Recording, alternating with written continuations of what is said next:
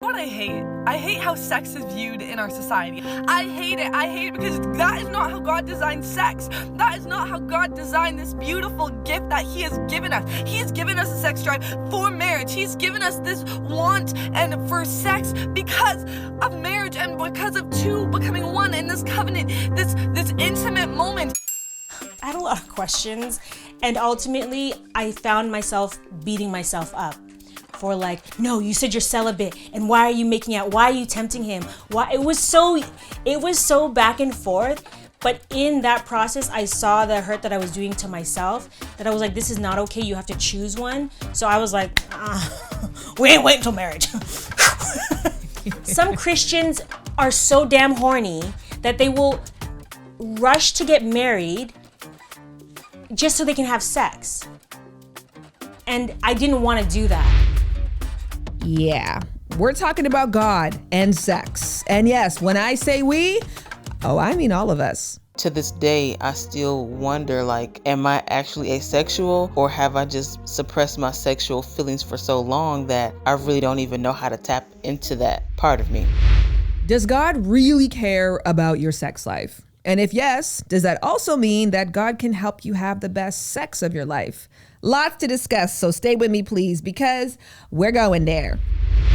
Lovers and friends. I'ma take you on a trip, baby, I don't pretend. I said, lovers and friends. I'ma hold you down to the end. I said. Welcome to Lovers and Friends, a podcast that explores intimacy in all of its glorious, gas-worthy, terrific, and taboo facets. I'm Shambu Dram, your host, who's been working as a public-facing sex and relationship educator for the past 18 years. Now, that's a pretty nutty statement, right? I have been talking about this topic purposefully, passionately, and publicly for more than half of my life. And want to hear something even nuttier?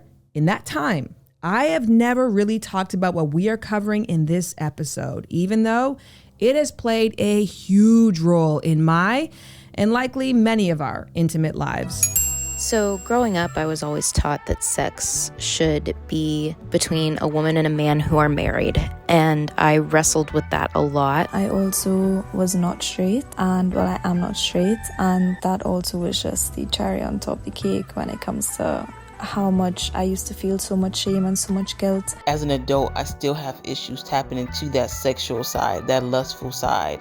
It's hard for me to be sensual or to see myself as sexy. I was raised as one of Jehovah's Witnesses. It's something that actually got me shunned away from the religion because I had sex before marriage with an unbeliever. Coming from Taiwan and a very traditional family, we didn't really talk about sex much. All I learned was that our purities were really important. Because I remember crying after losing my virginity because I was like, oh my God, I'm no longer pure. And I was very accepting of it only because I knew that if I were to follow that formula, I would get what I wanted in the end. I would have a husband and I would be happy. But after doing more digging within the Bible, and I learned that this desire shouldn't be a stumbling block, and that God created sex. Sex is good. So I started to really take it as a joke with what I was being preached. Yeah, I just didn't take it seriously anymore in order to make my relationship with God and sex go hand in hand. God is now a part of my sex life because my current truth is that every expression comes from God. Sexuality and creativity go hand in hand, and in order to step into that, I have to listen to the way my body contracts and expands. This is the way that God communicates. And it's a process. Some days I'm good at it, I get it, and some other days I'm right back to Catholic uprising of feeling ashamed about feeling good or feeling ashamed about my body. Okay, so why have I avoided this topic? Short answer, because I'm terrified of it. Not terrified of God knowing what I actually think about it, because I've gotten over that fear a long time ago, and I'll explain what I mean on that later, but really terrified of ostracizing or offending those who devoutly follow the Bible and its teachings, because I know from many faith-based people who follow my work, you can justify that you can because I'm educating, not editorializing intimacy, especially not in regards to God's role in it. But what I've learned over the years, and especially in making this episode, is that you almost have to editorialize if you ever want to talk about God and sex, since, well, to my knowledge, God's not guesting on podcasts. But I really want to cover this topic, and so many of you have asked me indirectly or directly to do so. So let's do this. And by this, to clarify, I mean, let's issue out 2 disclaimers before we really get started. Disclaimer 1. What you're going to get in this episode is a small bunch of people's perception of what God has said to them, either through the Bible or their own spiritual relationship, about what role sex should play in their life. Furthermore, how much God's opinion on this matter really means to them. Disclaimer 2. The purpose of this episode is to give you food for thought, not an instruction on what or how you need to be eating. Disclaimer 3. In this episode, the primary guests are speaking about the Christian God and Jesus. Now, with that being said, before we get into people's perceptions and interpretations, I want to get us grounded from the Bible. More accurately, I want to get someone else to try and give us this grounding, since even after a decade plus of Catholic school mixed with Christian church, I am still not totally sure what the Bible exactly says about sex. So here's someone who is. Tara Teng is an embodiment coach who works in the intersections of spirituality and sexuality.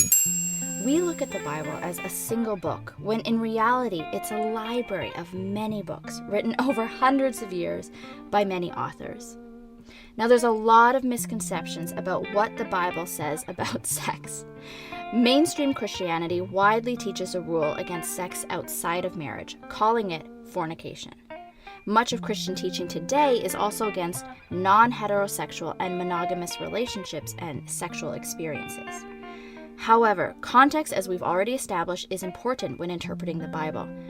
Even in the case of consensual relationships, mainstream Christianity teaches us not to arouse or awaken love until it so desires, using a text in Song of Songs as a rule not to have sex outside of marriage. But with the correct context, we see that Song of Songs is actually a book on erotic poems written by a young woman to her lover, and they are not married. The Bible has a lot of different rules on how to manage our biological drives. There's rules on who we can have sex with, circumcision, menstrual care, and where men are allowed to ejaculate. The Bible warns against lusting and sexually objectifying another person, as well as cautions against adultery and non-ethical relationships. There's a lot of rules and a lot of expectation to do the right thing. But again, if we read with context and strip down to the reasoning behind each rule, we see that the rules of the Old Testament are about purity codes and cultural survival, while the rules of the New Testament is about loving on one another and not doing harm. When it comes to loving each other and not doing harm, this is a good personal sexual ethic for all of us. So when we reframe this way of thinking, away from using the Bible to control, judge, and shame us for our sexuality, then we can experience a more liberated and expansive view of spirituality and sexuality that offers guidance on how to love and care for one another and how not to do harm. Updates since the Bible happen every single day with each of our experiences with God. And this is why it's important to remember that the people who wrote the Bible were documenting their own personal experiences with the divine. They had spiritual experiences, and we can too. Even Jesus said before he went up to heaven that we will do even greater things than he did. We're all interconnected, and life is meant to be a continuation of the stories we read in the Bible. Tara helps people find their way back to their bodies, overcome shame, heal trauma, and dismantle purity culture in a way that's in alignment with their values and beliefs so that they can build a healthy sexual ethic and thrive in freedom and wholeness. If that sounds as good to you as it does to me, you can follow her on her socials at Miss Tara Teng or go to Tara Teng, that's Teng with an E.com. Okay, for the first time ever, I want to tell you about my belief system on God and religion and how it relates to my sex life. Why? Because I feel like we're close, and I want to share this with you, even if it means you vehemently disagreeing with me. So my belief system has changed a few times in my life. I grew up Catholic, got baptized, confirmed, a whole nine, but I didn't like the undercurrent vibe of the Catholic Church's teachings, leaders, heck, even the songs. You know what vibe I'm talking about. Shame. So I stopped following that religion while I was still in my Catholic high school. Shout out to St. Mary's in Pickering. I then went through a period of devout Christianity in my late teens because my sister did. But I stopped attending after she'd had some pretty negative experiences with fellow, quote unquote, disciples. Then, in my early 30s, led by my friend Maya Washington, aka Shameless Maya, who was also the guest on this episode, I started going to a church weekly again at a non-denominational Christian church called Mosaic. But I stopped doing that when I felt like my relationship with God through the pastor's guidance became codependent in a way that I didn't like or see benefiting me. So where does that leave me today? Well, currently, because I enjoyed changing my mind with new experiences and information, currently, I believe I have zero clue what's going on. I also believe that I don't need to have a strong opinion on the existence, relevance, or role of God. I mean, I definitely admire people who know that there is a God, and even those who feel that they know that there is not. But for me, I don't feel drawn to either camp, which I guess people can interpret as a bad thing. A la, if you don't stand for something, you'll fall for anything. Or the Bible's negative opinion on those who, like myself, are lukewarm. But in all my life, giving it up to not knowing has led to my happiest and most at peace relationship with spirituality. That means I take responsibility for myself, my choices, and my future, while also taking in tons of guidance from a variety of perspectives on how to live and be a positively contributing human being. God, aka people's perception of God's will, is definitely on my guidance radar, but no, it's not my personal compass. So while I can't call myself a follower, in the same breath, I am a deep admirer of the idea that there is something or someone, because again, I don't know, that does know what's going on and why. A greater being that's inexplicably great, like no other words kind of great. So when I'm riding downhill on a bike on a gorgeous summer day and the wind is pushing my eyes and hair back so I can see it all, I say out loud, God is in this moment. When I'm with people and we're talking and we're laughing and vibing and exchanging and receiving, I say, oh my gosh, God is in this moment.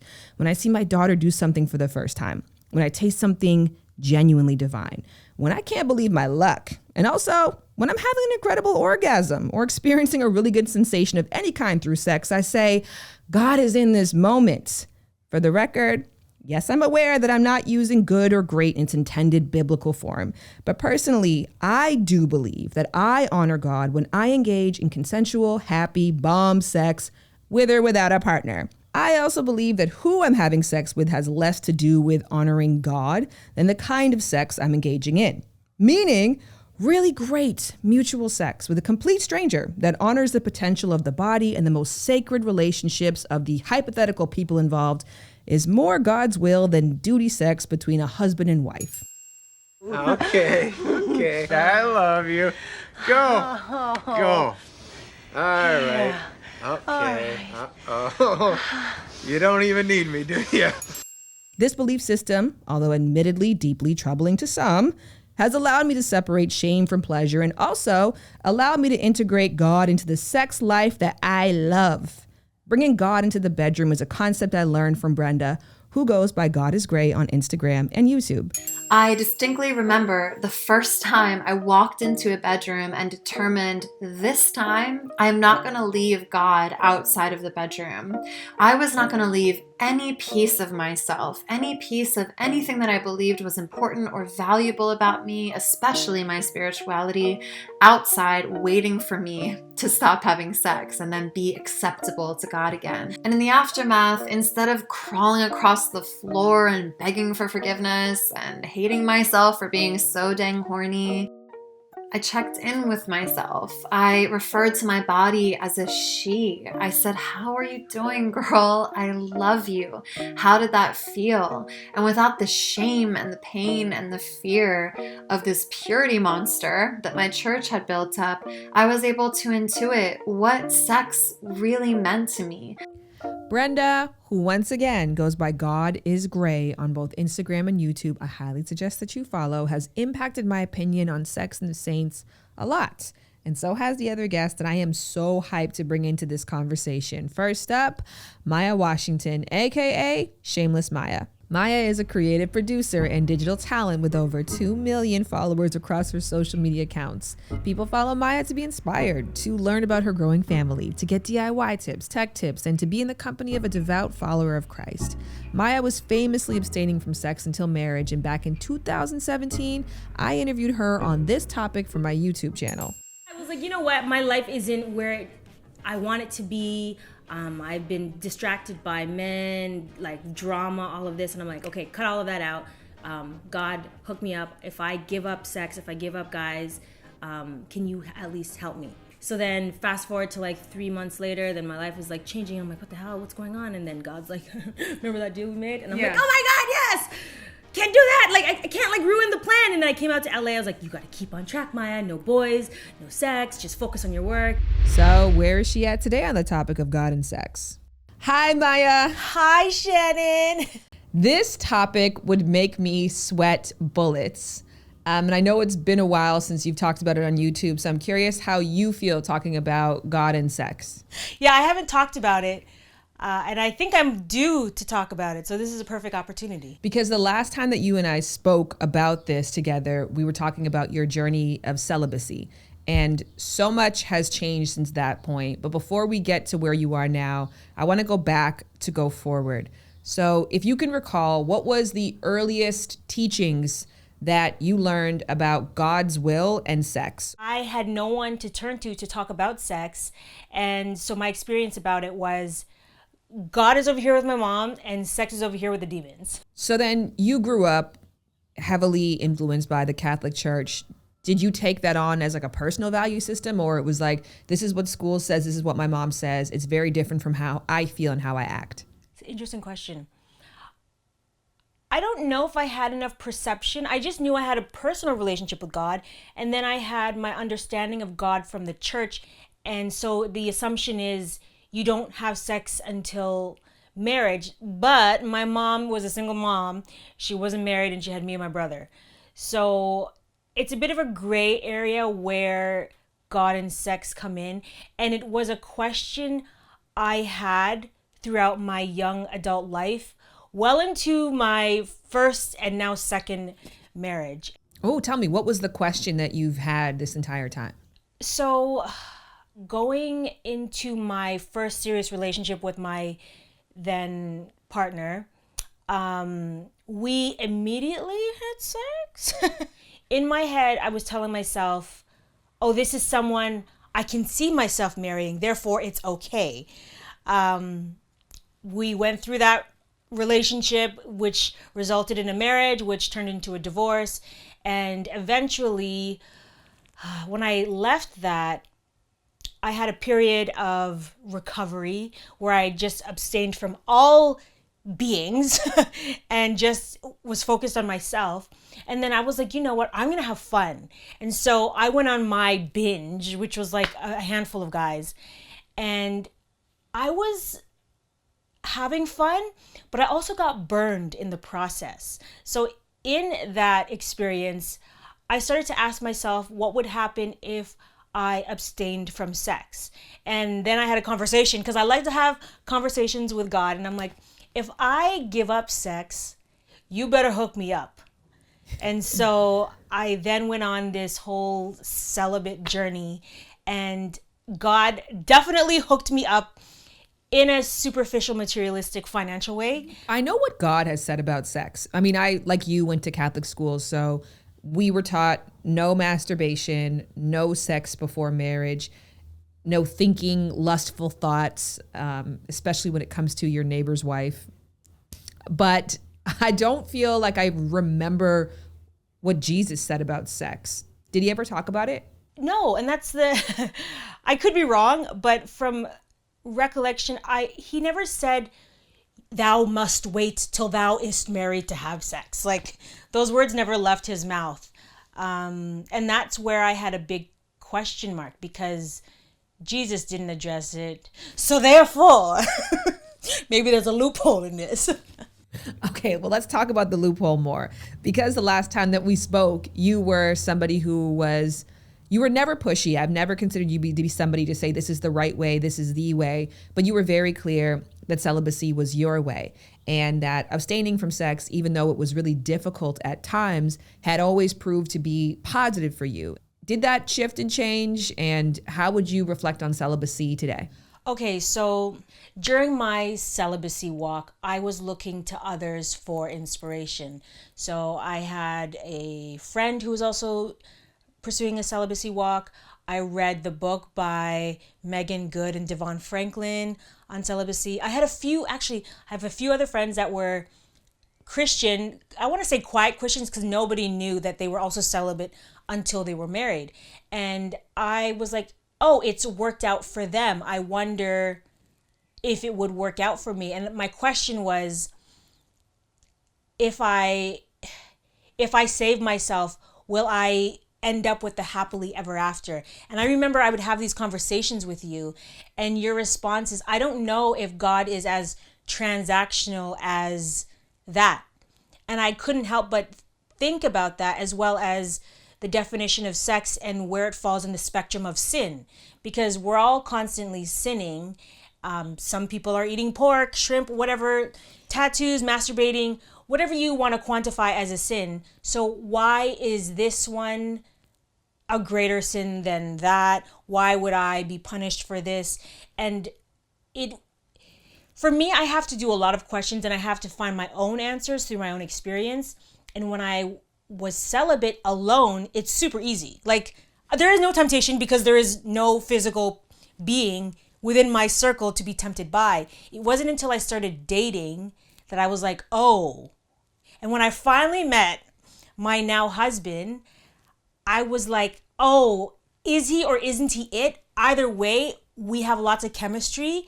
And I was doing my best to be celibate, and it was like self-inflicted torture. Because on one hand, I want to do this, but on the other hand, I'm holding back, and I don't know why. Because there's a part of me that is thinking, I gotta wait till marriage, but what is marriage? How has the definition of marriage from biblical times transformed to now, which is more of a paper transaction? So I had a lot of questions, and ultimately I found myself beating myself up for like, no, you said you're celibate, and why are you making out? Why are you tempting him? Why? It was so back and forth. But in that process, I saw the hurt that I was doing to myself, that I was like, this is not okay. You have to choose one. So I was like, we ain't waiting till marriage. And when you didn't wait till marriage, how did you feel afterwards? I still felt conflicted. There was, I can't remember the exact timeline, but there was several months of like a bit of a failure. But I also didn't want to have marriage as a dangling carrot. Do you see where I'm going with this? I know exactly where you're going with this. Yes. That some Christians are so damn horny that they will rush to get married just so they can have sex. And I didn't want to do that. So I was like, you know what? I'm going to do this right now. In a sense, get it over with. But like, I wasn't, how do I say this? It was nothing to get over minus my own self-torture, self-inflicted pain. I know I had this conversation with you from when I talked to Brenda, God is Gray, about it, because Brenda was also waiting until marriage and was going through a period of abstinence, and then found a partner, ended up having sex with them, that ended up getting pregnant, and then had to, from that point on, redefine her relationship with God to fit sex into it, because she's like, I don't want for this to push me away from God at all. So I'm curious if you went through a similar coming to Jesus, like in reforming the relationship that you and God had between sex after you had broken your vow of celibacy. God always has grace for us. So I knew that, but I was still conflicted with the, I don't want to say shame, a bit of a disappointment. But after seeing the people around me who, essentially what I'm trying to do is avoid pain and heartache, because I was hurt, I did have heartache, and I just wanted to avoid that. And I was treating God as if I do this like before, then you're going to give me this. It was very transactional. Like if I be a good person, and by good, it falls with these definitions and these actions, therefore you must bless me with whatever it is. And I was just like, this is not how God operates. This is how humans operate. And when I kept that in mind, I was able to, I don't want to say justify, I was able to separate God and shame, because essentially it's a shame that you're putting on yourself, whether it's what the church had taught me, because Jesus has nowhere about feeling awful, like thou shalt not masturbate. Like you'd have to find the print for me because I don't see it. So it really had to do with accepting myself and knowing that you are good enough. You don't have to try. You don't have to trick. You don't have to do all these gimmicks to win I love that. favor. And I know this from working with you on that past video that there are people who are steaming mad right now and who are like, no, but the Bible says this, you don't get to redefine it.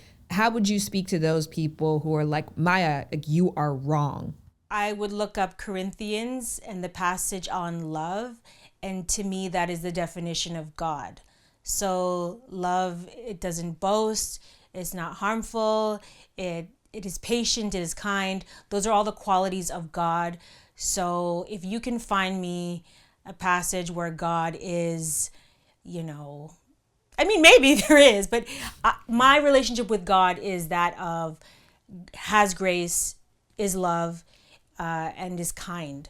Now that you are married and you are a mother and you have, well, actually, let me check in with you on that. How is your relationship with God now? Oh, my relationship with God has gone back to what it was when I didn't embark on the celibacy journey, which is God is my homie. I can always talk to God. Does God have a role in your sex life? And if yes, what is that role? Yes, God does have a role in my sex life. I pray to God to give me space and time and energy to be intimate with my husband. Like, as you know, as a parent, your sense of time is just gone. Like, it's been consumed by this being that needs you to survive. And in that, it's hard to not negate your partner. So I've been praying for more time and energy to give my partner, because it is hard. So I include God in my prayers of intimacy and sex. How crazy is that before your prayer was like, God, please give me the strength not to have sex. Now you're like, God, please give me the energy to bang my husband. Please, Lord. The irony, girl. Do you feel like the shame, because I know that you were still conflicted after you knew Max was your life partner and you knew that you guys would get there eventually. So you chose to share every part of yourself with him, including your body. But there was still some conflict that was happening because it went against what you had said and believed for so many years. Do you feel like the day you got married that washed away? Was it the day you got engaged? Is it still kind of there now? Like, when does that go away and turn from this is something that I have to apologize to God for to this is something that I want to pray that God gives me more energy to do? No, it didn't come with an engagement. It just came with time. My view of God has matured, and realizing it isn't transactional. And my peers around me have shown that. To the women who were celibate and were married, and couples that have sold books based on that, it didn't work. So to me, if anything, it was reaffirming, like, you did pick the right doors, so to speak. There is no winning, and there is no key to success. There is just your relationship with God, and that's unique, and there's no blueprint. It was interesting because I talked to Jared and his dad and his brother about this, which I usually do it in reverse, where we do yours first and theirs second. Now it's in reverse. So there was this part in it where I was asking them, like, what did you learn about the relationship of God's will and sex? And like you, I come from Catholicism. And Catholicism is you're going to hell. Like you are separating yourself from God. This is a major sin. And what they learned at their church is that you are ruining yourself for your future wife. Like by collecting these experiences, you're gaining soul ties, you're losing favor with God, you're losing touch with God, you're becoming more worldly. And as a result, when you do meet the person that God has designed for you, you are so much less, I guess, likely to have a successful relationship with them because you've damaged yourself.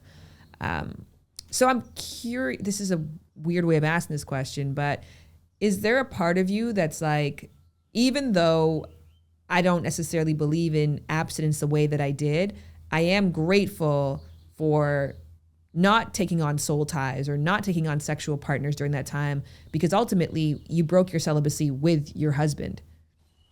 I guess, yes. I guess for my journey specifically, my attempt and failure and success at celibacy brought me to Max, and I'm very grateful for that.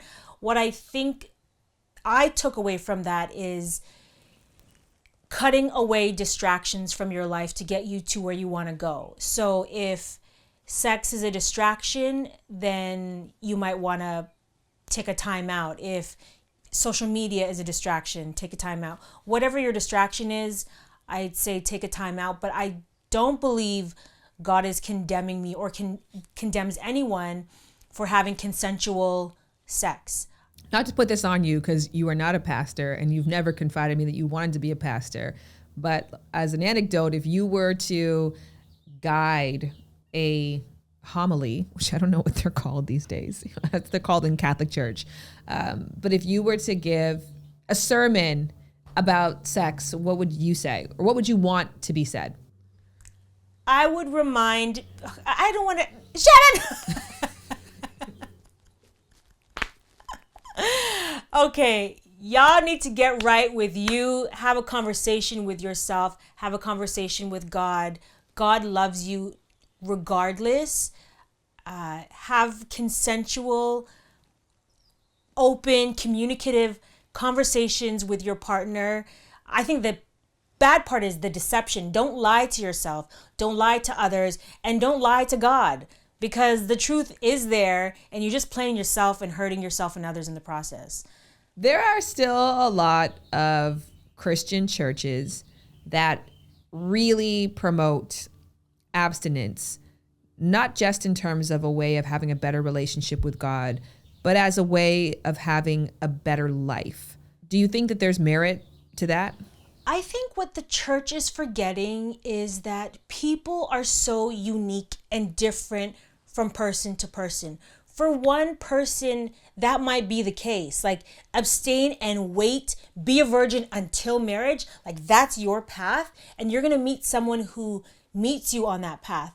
I would just ask you to also pay attention to other areas of your life. Are you just looking for someone who is a virgin? What other qualities do they have as a person? I feel like people get so fixated on sex that yes, it will get you to that finish line of marriage, but then what does partnership look like for the rest of your life? If you would have gone based on that criteria for looking for, a godly man, I mean, I'm not going to put this in here, but you were dating that guy from England who was like very Christian or Christian identifying.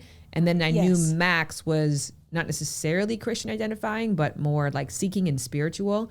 You can put this in here. So I thought of it like that, like, there was this person who was like, kind of has the same label as me, but then as you got to know that person, they had very different values, whereas Max had a different label, but the same values. Yes. Yeah, it was funny because even when I was friends with Max, I was dating another guy who identified as a Christian. And you would think, yes, the Christians would get together and not the Christian with the non-Christian. But he had said something as a judgmental Christian. He was condemning homosexuality, and it just wasn't working, to the point where I was like, I need to go to therapy because he has 6 figures. He is tall, dark, and handsome. Why am I not vibing? Why am I not into this guy? I literally sought professional help to fit this together, and it just didn't fit. And with Max, he literally was just so accepting and gracious with others. He didn't think himself high. I mean, it didn't come across that way. It didn't come across as I am better than. He wasn't judging. He wasn't criticizing. He was just very curious, open-minded, and so much fun. And I'm like, that's what I want to spend my time with. My last question for you. What would you teach Saga? I know it's a long way away. Saga's not even 1 year old yet. But if you were to pass down information and set your daughter on a course to understand sex through the lens of God, what would you teach? I would teach her that her body is her temple and to respect her body. And when she respects herself, then the world around her will respect her. And I would tell her about my experience. She would actually look on YouTube and watch videos of my experience. I would encourage her to explore what makes sense for her, but know that God forgives, God loves, and you're not going to hell, girl. But come to me. If you have questions, if you are confused, come to your mama. You can go online, but you have me, and I will love you and answer the questions I can with grace and acceptance, because that's what I didn't have, and that's what I wish I had from my mom and from the church. Shout out to Maya Washington, child of God, disciple of Jesus, mother to Saga, life partner to Max, and inspiration to all. You can follow Maya on her YouTube channel at Shameless Maya, or follow Maya and her husband Max's inspiring and unique life as parents, lovers, business partners, and Swedish forest livers on YouTube on their channel, Max and Maya. The link for that is in the show notes. And with that being said, the show must go on. And do I have an interesting third segment for you. So backstory, when I met my husband, Jared, he had just left the church that his father raised him in on very bad terms. So I thought, who better to reflect on this topic with than with Jared and his dad, who still very much belongs to the church that cut Jared so deeply. Don't look at me like a sinner. Don't tell me to run from my sinning ways. I don't want you to text me how my life is not adding up to biblical standards, because if I was trying to hold my life up to biblical standards, I would have been at church with you guys. A first ever conversation between Jared Brady, his dad Derrex Brady, and his younger brother Cray Brady, who's been a regular here on Lovers and Friends, right after this. Hi, everybody. Oh, we're starting? Oh, we're starting. Okay. Hey. What it do? I'm really grateful that you guys all said yes to this. Oh, yeah, absolutely. And it was like no hesitation yeses all around. Yeah. So I thought that this would be interesting, the perspective of your relationships with God's will and sex. I'm trying to find the correct kind of way of phrasing that, but that feels right unless it's wrong. Derrex, I'm also going to look at you as like my God expert. No, I think it's right. I think it's right. The Lord's will and sex. Because the other two are heathens. Well, then let me, can I just start with I thought it was interesting because you guys are father and sons, right, and religion's a big part of your relationship. Sure. Can you give a bit of background? Yeah, so we grew up Christian, non-denominational. For other Christians, they know exactly what that means. They know. So, yeah, I mean, I think you started going to the church when I was 9 years old. No, actually, when you were 5. When I was 5? Yeah. I don't know. Maybe my memory is only with 9. Yeah. And then you were born. Yeah, you were born into the church. Yeah. When you were first introduced to the concept of God and sex, what did you learn? So my first introduction was we used to do, like, before church would start, you would meet up with like a group of 5 men around your age, and people would talk about their struggles with their purity. So sex conflicted with purity. Yes. So like it was more or less like, I'm trying to keep myself pure from any type of, sinful thought of a woman or me doing a sinful act for my future wife. So that was how it was introduced to me. At what age is that? I was about 16, you know. That was the first time that you got a notion of what God felt about sex? Yeah, for sure. 16? Yeah, we didn't really talk about sex in the house. It was don't do it, you know? Yeah. Well, I want to back up for you then, because when did you grow up Christian? And I did grow up, with no knowledge, no talk, no explanation. And as a teenager, with his mom, who I dated, like we went through like high school, and she got pregnant. Like she was pregnant. We got pregnant, right? At the time, did you have like a conflict in you of like, oh, if I'm having sex, I'm doing something against God? Or Yeah, because like the whole notion was taught to me was like, it was all about trying to make it to where you took as less baggage as you could into the marriage so that you could have like this unifying, clearer experience. That's really interesting, because the reason why I was shocked about you, because I went to a Catholic school. Mm. So for us, it was introduced from grade 4, which I don't know how old it is, like 8. Yeah. You're going to hell. Yeah. Like it was never like protect yourself for your relationship. It was like if you have sex, you're going to hell. It's like it's No, in our sin. church it was all about the future relationship. Yeah. It was definitely taught that like this is against God's will. Right. And the way I internalized it was, if I did an impure act, then my future self will suffer, or I would get hit with the child or out of wedlock or whatever the case may be, and it would be a punishment. It wouldn't be like a glory blessed situation. It was like, this is your punishment because you knew better. It feels like that would be like, I guess in the realm of sins, it was very high on the list when I was growing up. That feels like it's not that big of a deal. No, sin is across the board was not going to be good. Yeah, It was so like anything that you do that was sinful would separate you from God. So the pressure was there, but it was more so of like you're Like down the line, you'll feel it, not today. No, you could feel it today, but it was just like, regardless of any time that you did a sin, you were separating yourself from God, who was ultimately the one that was protecting me and getting me ready for the future. So as the more I separated myself, the more I would be vulnerable to either going to hell if I were to die, or for something crazy to happen in my life. Because my view on God was, anytime that I did something that he didn't agree with, he would almost turn his back on me. And he would be like, all right, well, you're out here wilding, so nothing I can do to help you. And the way that we're taught is that the world is like a war.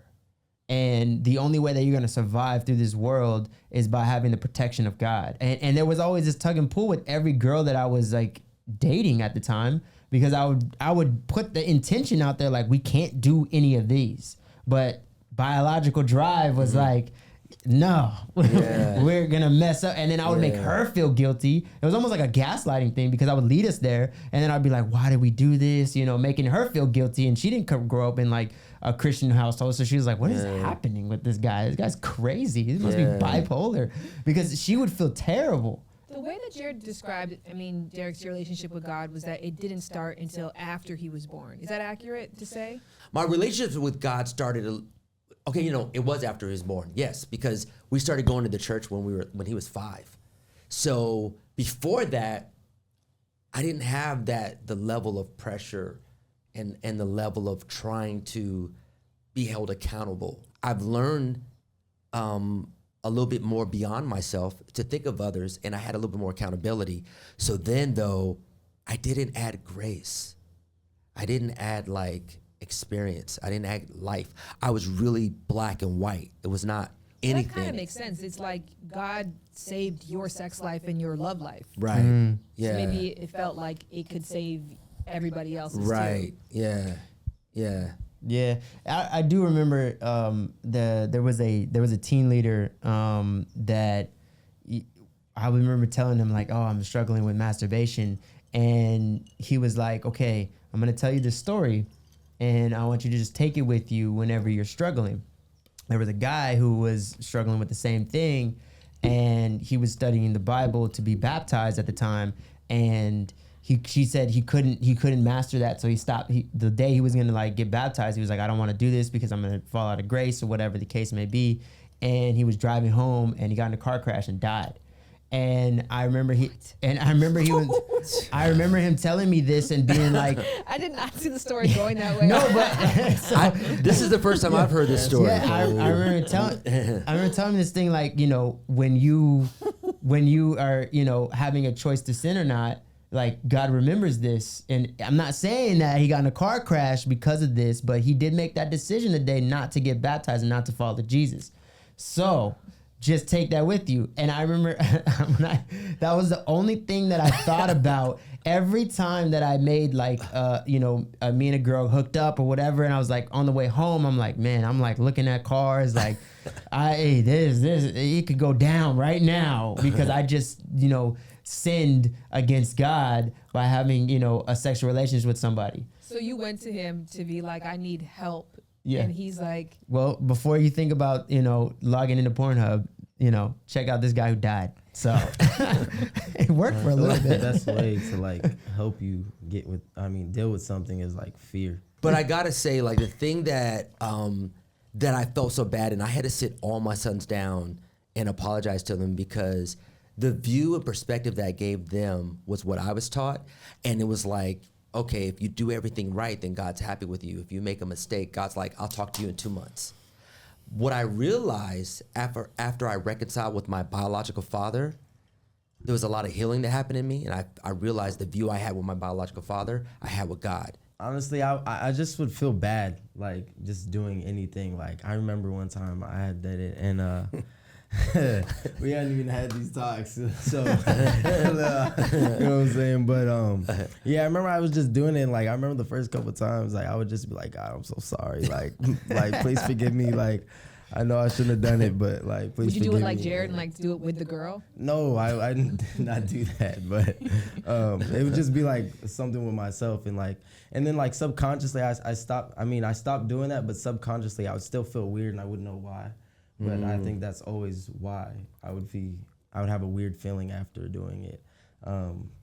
But now it's kind of just wild and be honest. Now it's kind of just be honest. You wildin'. You wildin'. Nah, now it's just kind of try not to think about it too much. You know what I'm saying? But is that where you're at now, where you've separated the two? As long as like you have your relationship with God and like you still talk to him and everything and you try and work your things out, he's always gonna love you still. So yeah, I just try not to think too hard about it sometimes, because I feel like it really can mess you up. But I do know what. No, I was gonna say it's just crazy because it's like we're our biological clock at like 15 is like everything that God made you is telling you to go procreate. Yeah. Your whole biological being is like, go have sex. And then your brain is like, if I do this, then I'm going to hell. So you're in this super cycle of like battle because I'm like, I remember just being so angry and being like, why don't you update the clock like an iPhone thing? Why don't you update this? If you don't want me to have sex and the average people getting married is 26, why am I feeling this at 15? So there was like this real like anger of like what is going on, and that's when I, as I got older, I just started to realize like this is natural. This is God's design.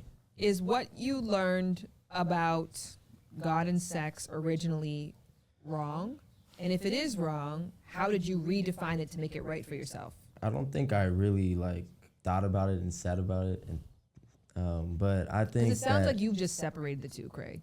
Like they're not even like for Jared, he tried to bring them back together. Yeah. And you're like, there's when I talk to God and there's when I do everything else.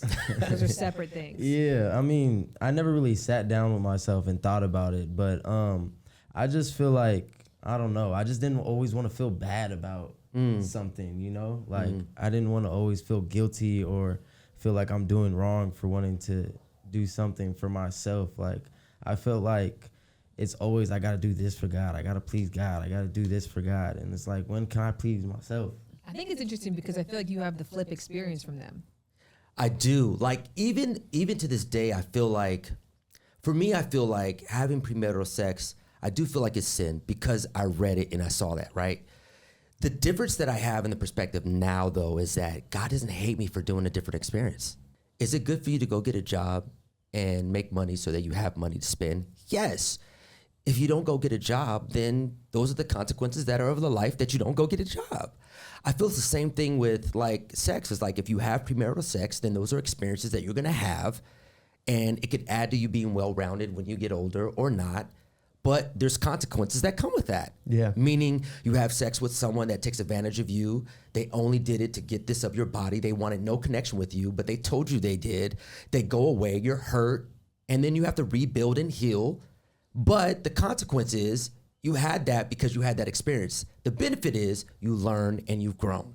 I think for me, like my goal and like the way that I view sex is like, what's most important for me is the teaching of the safety of it. Like the teaching of like, it's not a thing of like, oh, well, the consequences to having sex is that you're going to have sex with somebody who wanted to either take advantage of you or you're going to have a baby. Like there's a lot of information and knowledge that can come with it, like how to choose a partner and how to have sex so you don't have a baby, more so than like, you're going against God's will. And that's where I rub up against a lot of the Christian values is that like, I don't think that the knowledge around sex is taught.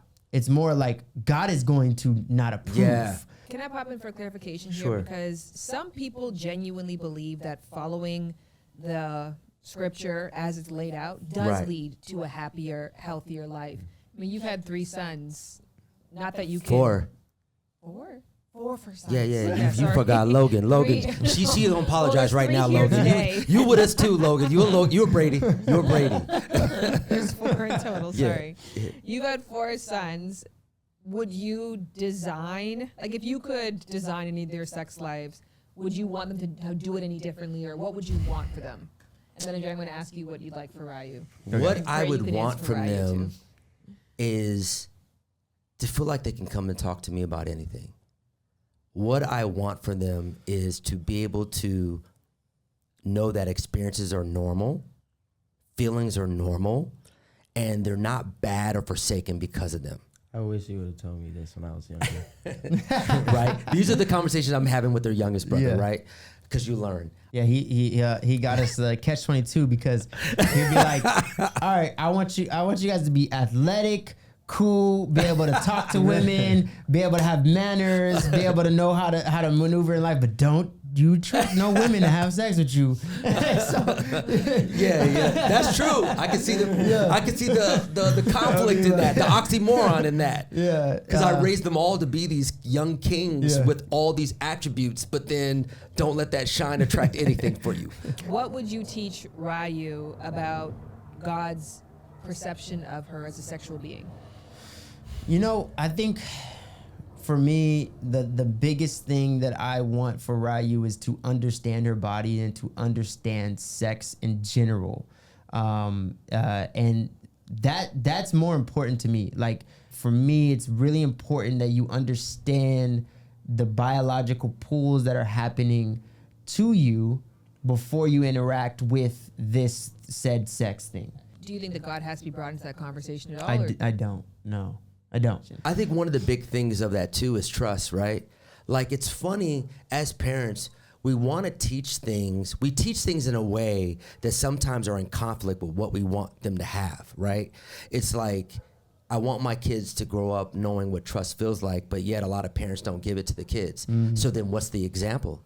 Based on your lived experience, what's the biggest misconception about sex and God and the relationship between the two? I think one of the biggest misconceptions about God is that if you don't live perfectly, he's angry at you. Yeah, I think the biggest misconception, and it's personal, that he's not as petty as we make him sound. Yeah. Like, he's not worried about you as an individual. He's worried about mankind as a whole. You know, he's not thinking like, oh, well, Jared just had sex, so I don't know if I'm going to give him that job that he's been asking for. Thank you so much for taking part in this episode. Shout out especially to Jared's dad, Derrex Brady, who is a Christian, a father, and a working actor who plays Jarvis on Bounce TV's hit TV show Johnson. You can watch season 2 of Johnson premiering this summer on Bounce TV, or catch up on season 1 by downloading the Brown Sugar app. You can also follow Jared's dad on Instagram at Derrex Brady. That's spelled Derrex Brady.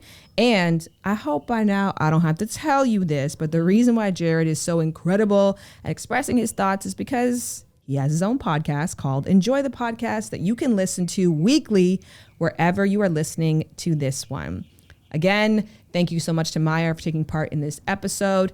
And last but not least, thank you to all of you for going through it with me. This is going to be a difficult one, but I'm actually really interested to hear your reflections. I'm really interested to hear how this applies to your life. And furthermore, what role does God play in your sex life? Find some way to tweet me or to Instagram story me. I would just love to hear as many perspectives as possible on this one.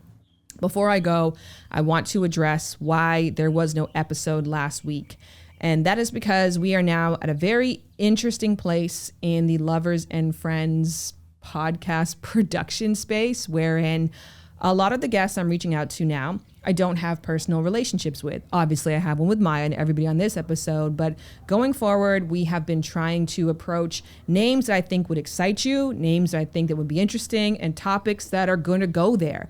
And those two things are not easy to combine because people who have a lot at stake are very particular about what they say and where they say it. So I had an episode, it was incredible, it was ready to go, and last minute, the guest didn't feel comfortable with that conversation being put out there. So I'm making adjustments to try to get more great conversations and also to ensure that everybody feels comfortable with the way that they're going, because new guests don't necessarily understand that what we're doing here, although we're pushing the boundaries, we're pushing it for good. And we are starting important intellectual dialogues that, yes, are salacious, but above all else, they're grounded in self-love, as you're not here to judge the guests. You're here to reflect on your own experiences, which is why we have that third segment in place so that people get an idea of how to take the information and apply it to their own life. And furthermore, we are here to educate. So we're going to keep on pushing our agenda and looking for people who can climb on board and who can trust the experience. And that's not going to be easy.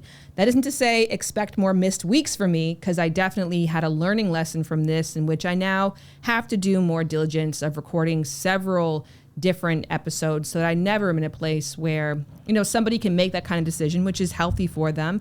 And it puts us in a position where we can't speak regularly, because being committed to you and being reliable here in this podcast is important to me.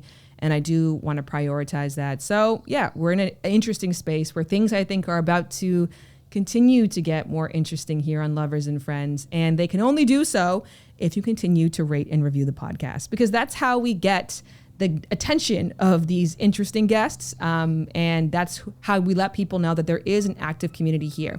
As a matter of fact, you can actually leave a comment about this episode, and in that comment, share your perspective on God's role in your life when it comes to your sex life while you review. So you can go to Apple Podcasts or you can go to Spotify, and those are two places you can leave a review and you can leave a rating. I honestly don't care what you rate a review.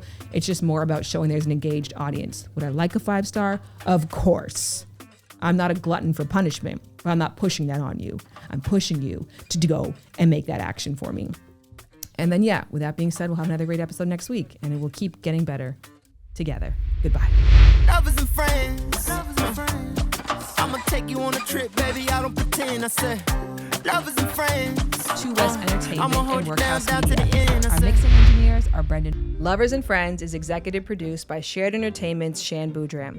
It is produced by Boudram and Krizia Cruz with production support from 2S Entertainment's Adam Krasner, Isabel Gallant, and Brianna Barone. The Lovers and Friends theme song is produced by Sean Ross and performed by Jared Brady, who also does the scoring and engineering on our episodes. Lovers and Friends is powered by Audio Boom and made possible by our incredible sponsors who you can show love to by reading our show notes.